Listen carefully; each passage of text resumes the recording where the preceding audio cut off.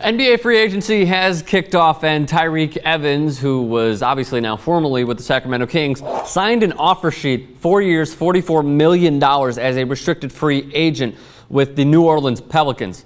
Still getting used to saying that. However, we now transition into the Pelicans era and what this means for them. Before we get to that, however, let's go over the trade really quickly. So the New Orleans Pelicans will get Jeff Withey, who is going to be a formidable backup big man in the NBA. Think of a better man's Cole Aldridge out of Kansas, and they also get Tyreke Evans. The Portland Trailblazers get Robin Lopez, who they have been pursuing. They got to eat about $1.7 million of that contract just by signing him.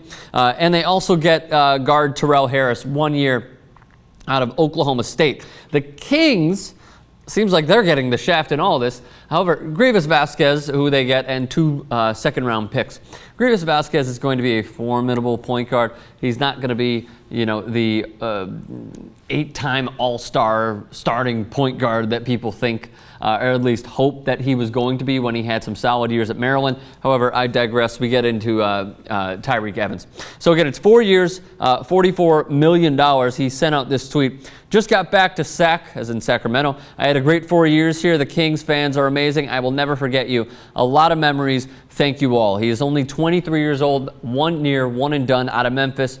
He has gone down points per game wise since he came into the league out of Memphis because he simply transitioned into being a point guard to a small forward. Now, he has shot 45% from the field, so he's a solid shooter. He came into, after his rookie year, he averaged about 20 points per game, and he's gone down year after year. His average still is around 17 points per game, 5 rebounds, 5 assists, 76% free throw shooter. The big question mark for the Pelicans is that Eric Gordon. He has been going back and forth with management saying how badly he wants to get out. Phoenix is my calling is pretty much what he said. Now he's suddenly had a change of thinking, a shift in thinking. Here's what he said. I'm all in with the Pelicans. Oh, okay, of course you are. And look, the man that they called EJ out of North Central High School in Indiana, it's just really interesting to see this change in thinking.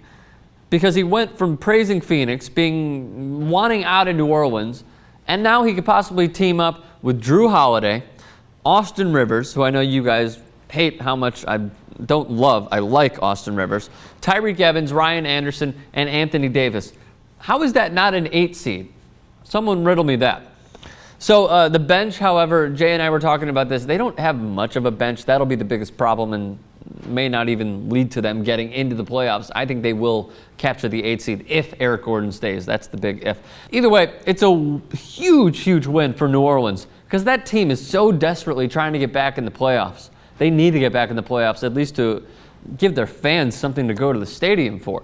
I remember seeing Will Ferrell read the starting lineups, and there were like 5 people in the stands. So the fact that they get Tyreke Evans, they have a solid 1 through 3 and a solid 5, who's, 20 years old, maybe 21 at the very most. He was a one and done, so he's probably 19 or 20. So what do you guys think? Leave a thought in the comments section. Give us a thumbs up, share with your friends, and subscribe to TYT Sports.